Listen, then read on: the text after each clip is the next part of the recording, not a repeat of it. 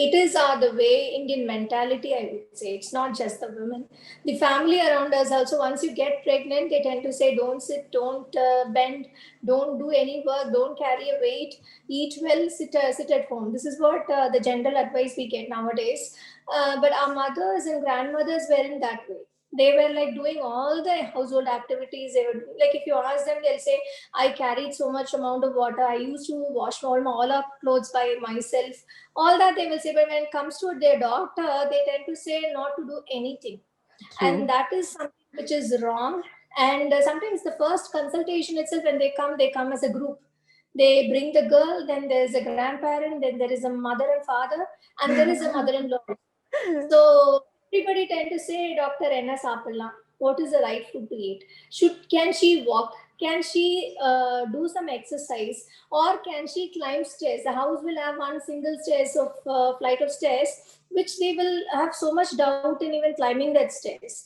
So I generally say, if you really want an uncomplicated, easy, memorable pregnancy period and delivery, then definitely you have to keep doing your activities, regular activities, and be physically fit, and don't gain too much of weight. Like there are people who gain around 20 kgs or 25 kgs in one single pregnancy. So that is a mistake most of the Indian women do. So our intention is to eat healthy food and keep ourselves fit. But doing activities that is which we are regularly doing, like a simple walk, yoga, swimming, these are not absolutely fine to continue doing it. There are people, women who come and ask me, I am planning pregnancy, should I stop everything? Yeah, She's not exactly. yet pregnant. Hmm. So just for planning, I don't think you have to stop. Once you get pregnant, probably you have to be careful. Like you can avoid too jerky exercises like running, jogging, those things you have to avoid. Otherwise, you can continue doing all the regular, simple exercise which you've been always doing. That is fine to do. The thing for preconceptional planning or care is very the awareness is very less. So there's no very hardly anybody who comes and talks to us about preconceptional care and all that.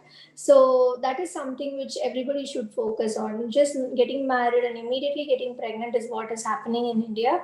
But probably you should have a premarital checkup where you have to get yourself tested for venereal diseases. Probably if you don't have a sexual exposure before, that is fine, but then it is better to have a check with HIV, jaundice. Sometimes you might be infected somehow, not necessarily it should be a sexual thing like jaundice and other things. So but basically having a check for rubella, all those things is mandatory. And if you have, and if you feel you're like infected, probably you have to get treated before even if you plan for your pregnancy, because these infections are viral, mostly viral and very severe infections, which can affect the fetus which is forming and can cause very serious deformities with the fetus which is baby which is forming.